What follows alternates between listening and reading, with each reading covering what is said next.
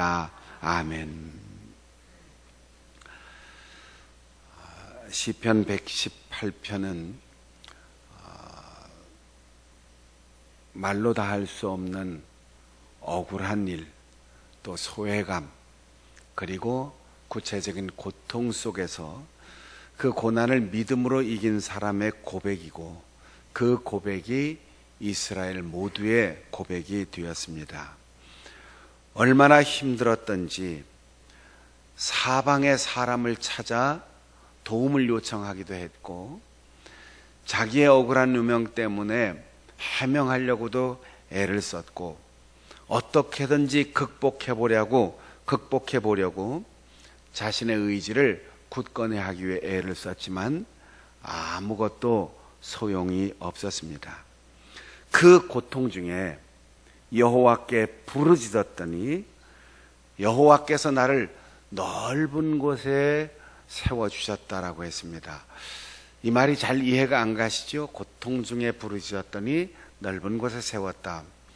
이 세계 각국의 말들은 문자적인 의미와 함께 그 속에 자기들끼리만 쓰는 그런 관용적인 표현들이 있는데, 고통이라고 하는 말로 번역된 히브리 말은 좁다, 답답하다, 상처를 받았다, 이런 의미를 가지고 있어요.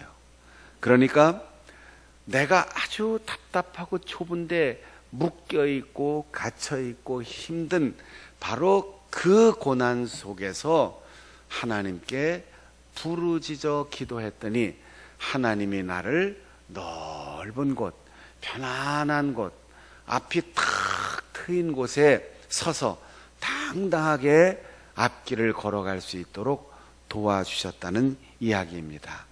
그러니까 번역을 할 때 이 의미와 문자를 같이 번역 안 하고 따로따로 번역을 해서 우리가 고통 속에서 부르짖었더니 고통이 해결됐다 이렇게 번역을 하든지, 좁은 데서 힘들게 사는데 부르짖었더니 넓은 데로 가게 했다 이렇게 번역을 해야 되는데, 조금 번역하는 사람이 그 앞뒤의 문맥을 잘 보지 않고 번역했던 것 같아요. 문제는 좁은 것이 문제가 아니고, 고통이 문제가 아니고, 답답한 것이 문제가 아니고, 부르짖었더니 라고 하는 그 해결 과정을 우리에게 알려주고 있습니다. 여러분, 마음의 속이 좁아졌든지, 우리의 경제적인 형편이 손이 작아졌든지, 아니면 내 가는 길이 점점 좁아져서 몸을 움직일 수 없이 되었든지, 하나님께 부르짖으면 그 상황이 역전된다는 거예요. 부르짖는다는 말은 가만히 기도한다는 게 아니에요. 논리적으로 조목조목 설명한다는 게 아니에요. 아버지, 하나님, 주님, 소리를 질러서 그분을 부른다는 겁니다. 여러분, 기도는 아직도 절박하지 않을 때 목소리가 자꾸 낮아지는 거죠. 그리고 기도에 대해서 생각을 많이 하게 되는데, 다급하면 생각할 겨를이 없습니다. 아빠, 엄마, 얘들아, 여보, 이렇게 급박한 상황에서 부르짖는 소리처럼 하나님을 부를 때, 하나님은 즉시 당신이 내 아버지이심을, 나의 보호자이시며 나의 구원자이심을 기억하고 나를 보신다는 거예요. 역대상에 야베스의 기도가 나오는데, 하나님, 그 앞에 내가 아뢰었더니 나의 지경을 넓게 했다, 이런 표현이 나와요. 우리는 자꾸 부동산에 너무 관심이 많아서 나의 지경을 넓혀주셨다 그러니까 땅이 넓어지고 집의 평수가 넓어지고 집의 칸수가 많아진 것으로 자꾸 생각하는데, 지경이 넓어졌다 이 말은 환경이 좋아졌다는 거죠. 어떨 때? 아뢰었더니, 여기 아뢰다는 말이 오늘 여기 부르짖었다라는 말과 같은 단어입니다.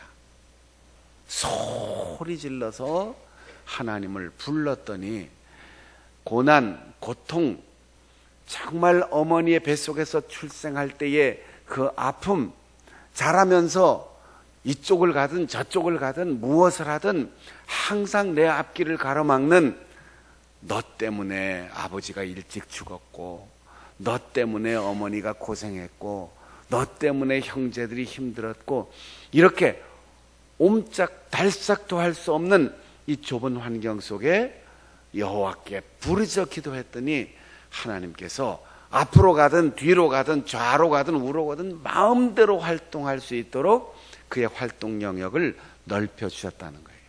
사랑하는 여러분, 부르짖어 기도하십시오. 부르짖어 기도하십시오. 그러면 앞이 막히면 옆이 열리고, 옆이 막히면 뒤가 열리고, 아래가 막히면 위가 열릴 것입니다. 부르짖어 소리질러 기도하는 사람에게 하나님은 좁은 인생길, 답답한 인생길을 걷지 않고 광활한 대지를 바라보면서 하나님이 우리에게 맡겨주신 넓고 큰 사명을 감당할 수 있도록 우리의 힘을 키워주시고, 우리의 지혜를 넓게 하시고, 우리의 시야를 더 넓게 하실 것입니다.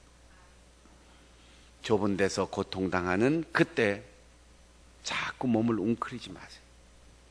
어깨를 활짝 펴고 고개와 허리를 당당하게 펴고, 하나님, 내 앞에 길을 열어 주시옵소서. 그때 홍해가 갈라지고 여리고성이 무너지고 요단강이 멈춰서는 기적이 일어날 것입니다. 우리 성도들에게 그런 은혜가 임할 수 있기를 축복합니다. 오늘 본문 6절에 보면 여호와는 내 편이시라, 내가 두려워하지 않는다. 7절에도 여호와께서 내 편이 되사 나를 돕는 자들 중에 계신다 그러죠. 어려운 일을 당하면 자꾸 외로워져요. 한번 고난을 겪고 힘든 일을 겪고 나면 사람이 자꾸 의심스러워져요. 국회의원 선거나 지방자치단체장 선거가 끝나고 나면 그 낙선한 사람들 얘기가 속았다 이런 느낌이 든다는 거예요. 사람을 만나면 저 사람 틀림없이 나 찍어줄 줄 알았는데 안 찍어줬어. 나 믿으라고 해놓고 믿을 수 없는 행동을 했어. 저 사람이 배신했지, 저 사람이 거짓말했지, 저 사람이 그쪽 편인 줄을 몰라서, 이렇게 의심병이 자꾸 커져요. 그러나 오늘 시편 기자는 다 남의 편이어도, 다 저쪽 편이어도, 다 나를 등지고 내가 외로워도, 내가 부르짖어 기도하면 하나님이 내 편이 되어주시니 내가 무엇을 두려워하겠느냐. 그리고 나를 돕는 자들 중에 계시니, 내 편으로 나를 돕는 사람을 이렇게 상대방하고 비교해보면 저쪽은 영향력도 있고, 저쪽은 돈도 많고, 저쪽은 지면도 넓고 안면도 넓고 활동 영역도 넓고, 그런데 날 돕는 사람들은 형편없어, 이렇게 생각할 게 없다는 거죠. 하나님이 나를 도와주는 사람들 속에 계신다는 거예요. 사랑하는 여러분, 남편도 남의 편이고 아내도 옆에 있는 사람 편이고 다 내 편이 아닌 것 같은 그런 우울증이 생길 때도 있어요. 의심이 자꾸 마음속에서 솟아오를 수도 있어요. 그 사람 믿고 의지했는데 배신감 때문에 절망할 수도 있어요. 여러분, 아무도 사람을 의지하거나 믿는 결과에 생산적이고 아름다운 결과가 오지 않습니다.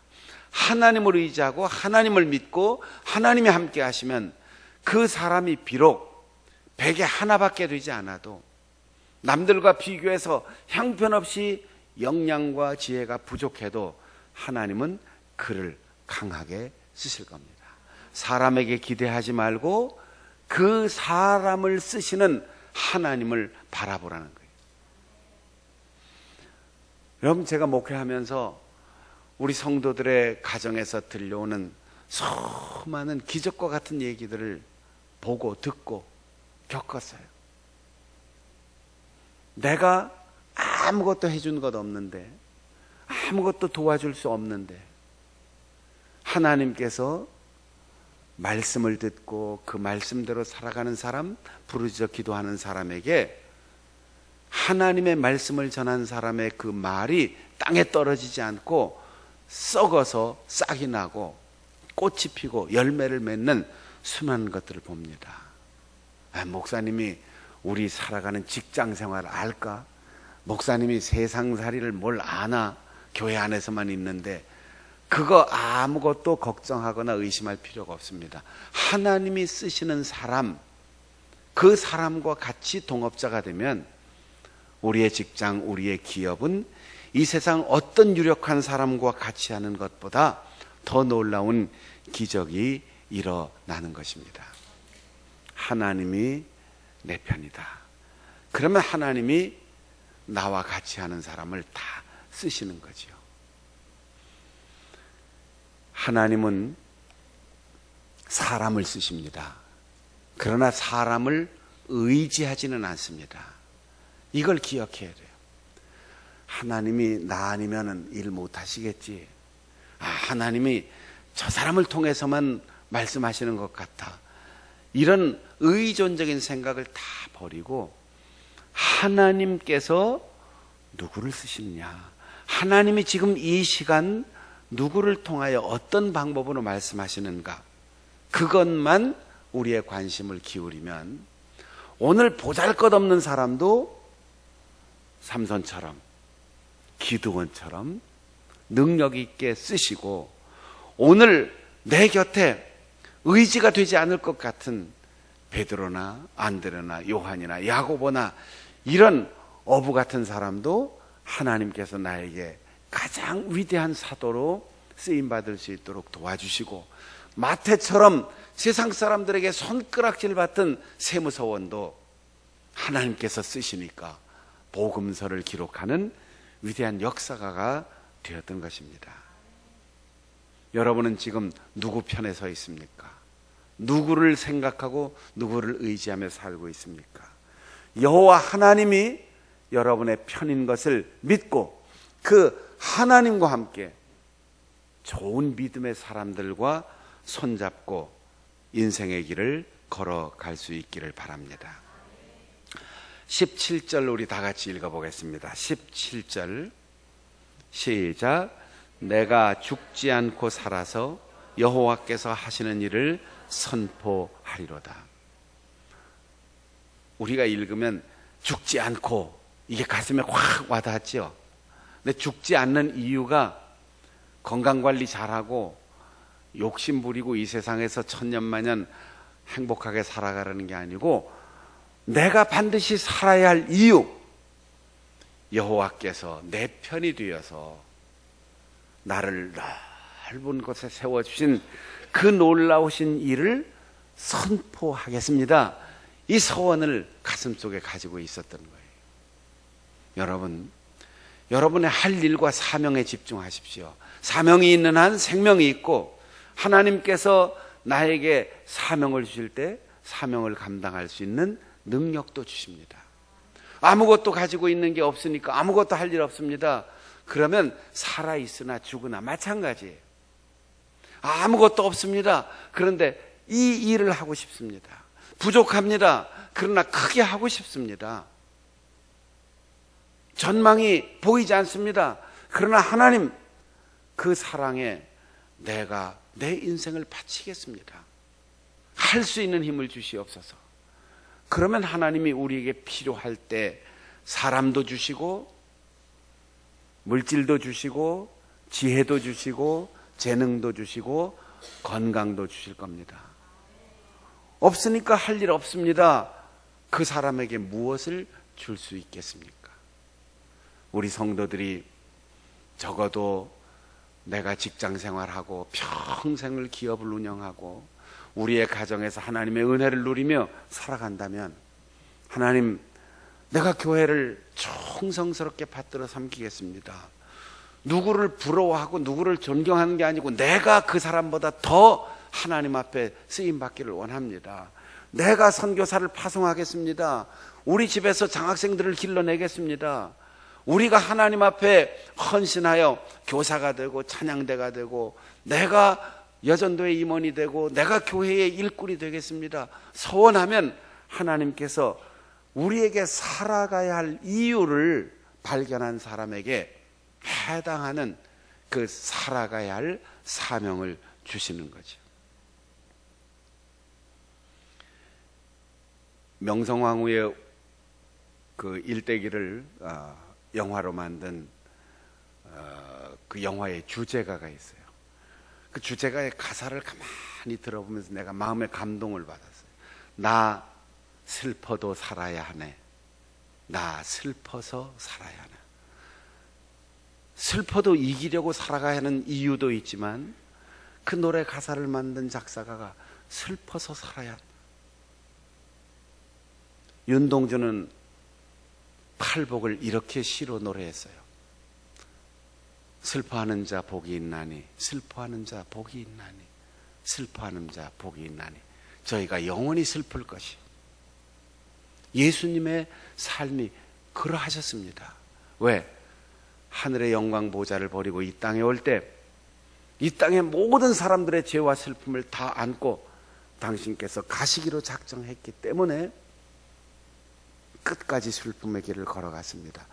그분이 채찍에 맞고 그분이 상처를 입고 그분이 죽음의 길을 갔기에 우리가 구원을 받았습니다. 사랑하는 여러분, 오늘 내가 왜 살아있는지, 앞으로 내가 왜 살아가야 하는지, 하나님이 나에게 왜 능력을 주셔야 하는지 그 이유를 분명하게 묻고 거기에 대한 해답을 얻으십시오. 그래야만 우리의 삶에 보람이 있고 기쁨이 있고 감사가 있어요. 죽지 못해 사는 사람으로 살지 말고, 살아있으니까 사는 사람 되지 말고, 하나님, 내가 살아야 할 이유가 이것입니다. 오늘 시편 기자처럼 내가 죽지 않고 반드시 살아서 어떤 환난과 핍박 속에서도, 어떠한 고통과 어떠한 역경 속에서도 나는 여호와께서 내 편이 되시고 하나님께서 나를 도우시고 하나님께서 쓰시는 사람들을 통해서 나를 붙드시고 이렇게 살려주셨습니다. 이 얘기를 하고 싶습니다. 그런 간증자들이 될 수 있기를 바랍니다. 특별 새벽 기도회나 또 특별 심야 기도회에 우리 성도들 간증하라 그러면 간증하기 참 어렵다고 그래요. 갑자기 간증하라 그러면 어렵죠. 그러니까 지금부터 기도하세요. 하나님, 나 간증할 수 있게 해주세요. 그때 일주일 내내, 2주일 내내 매일매일 한 사람씩 나와서 간증했으면 좋겠어요. 하나님, 내가 하나님께 부르짖었더니 하나님이 나를 이렇게 쓰셨습니다. 이렇게 응답하셨습니다. 이렇게 도우셨습니다. 아무것도 없었는데 돌아보니까 이런 일을 할 수 있었습니다. 그런 간증이 올 후반기 특별 기도회 때 주일날 하루만이 아니라 매일매일 있었으면 좋겠어요. 그 주인공이 박순영 목사가 아니라 여러분 한 사람 한 사람이 되었으면 좋겠습니다.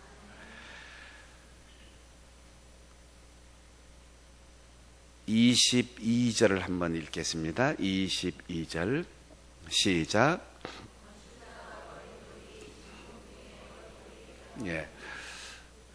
23절까지 읽겠습니다. 시작. 이는 여호와께서 행하신 것이라 우리 눈에 기이한 바로다.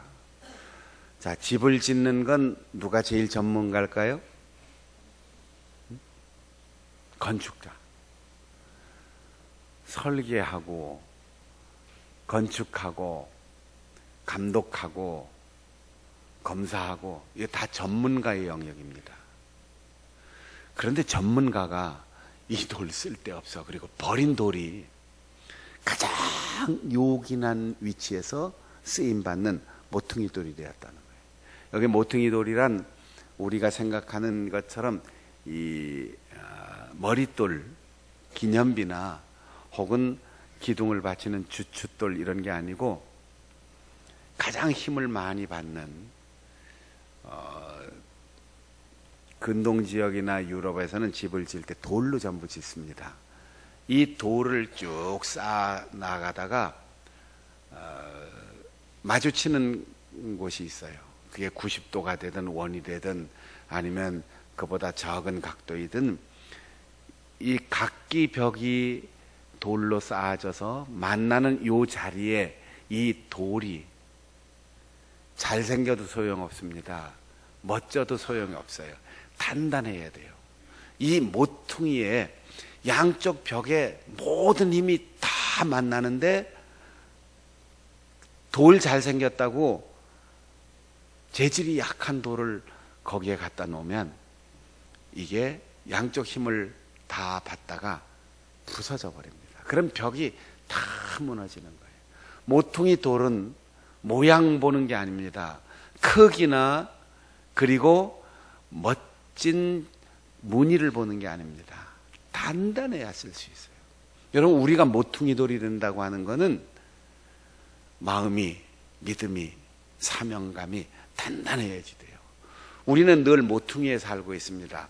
세상과 하나님 나라의 모퉁이, 그리고 누구와 누구 사이의 모퉁이, 장로님들은 신자들과 목회자 사이의 모퉁이, 여기서 압력이 엄청나게 생길 때 이 압력을 너끈히 감당하고 남을 만한 단단한 재질이 모퉁이 돌이에요. 가정에서도 이 모퉁이 돌 역할을 하는 사람이 있어야 되고, 사회나 직장이나 교회나 어디든 마찬가지예요. 잘생긴 게 필요한 게 아니고, 훤칠한 게 필요한 게 아니고, 얼굴에 광채나는 사람이 필요한 게 아니에요. 이쪽에서 밀고 저쪽에서 밀고 부서질 수밖에 없는 그 위치에서 거뜬하게 이 압력을 잘 감당하면서 이 벽을 든든하게 세워나가고 그 집을 유지하는 것, 모퉁이 돌의 역할입니다.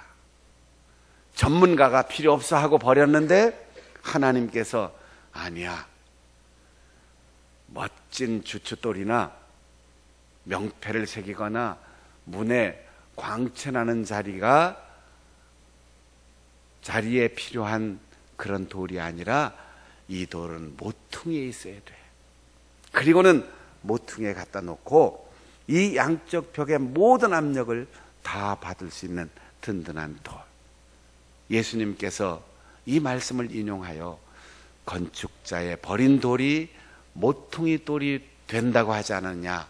볼품 없는 예수님, 식민지의 백성, 그분이 힘없이 채찍에 맞고 체포되어 십자가를 지고 걸어가지만 결국 하나님 나라와 세상 간의 이 거대한 압력을 잘 견디시고 이 세상에 하나님의 나라를 세우신 위대한 분입니다.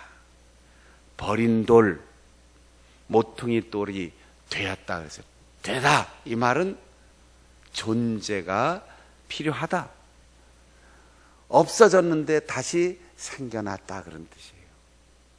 여러분, 사람들이 무시하는 것 개념하지 마세요. 아이, 쓸모없는 사람, 별로 존재감 없어, 이런 손가락질 의식하지 마세요. 하나님이 나를 모퉁이 돌로 세워주시고 붙들어 주시면 내가 어디에 가서든 어떤 틈바구니에서든 반드시 하나님을 위하여 값지게 쓰임받는다. 그런 믿음을 가지고 사명의 자리를 굳건히 지킨다면 23절에 있는 대로 23절 다 같이 큰 소리 한번 읽겠습니다. 시작.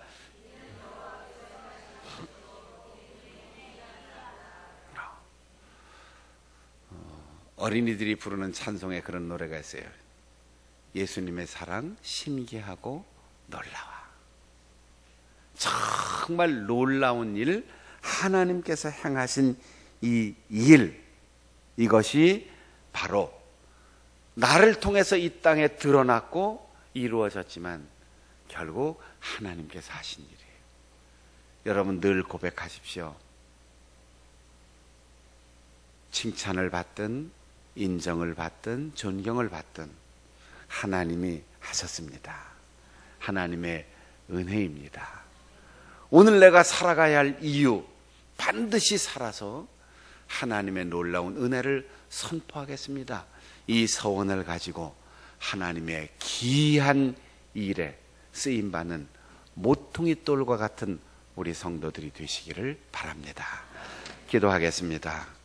우리 함께 통성으로 기도할 텐데, 이 세상 외롭고 힘들어도 하나님이 내 편 되어 주시는 줄을 내가 깨닫게 하시고 잊지 않게 하여 주시옵소서.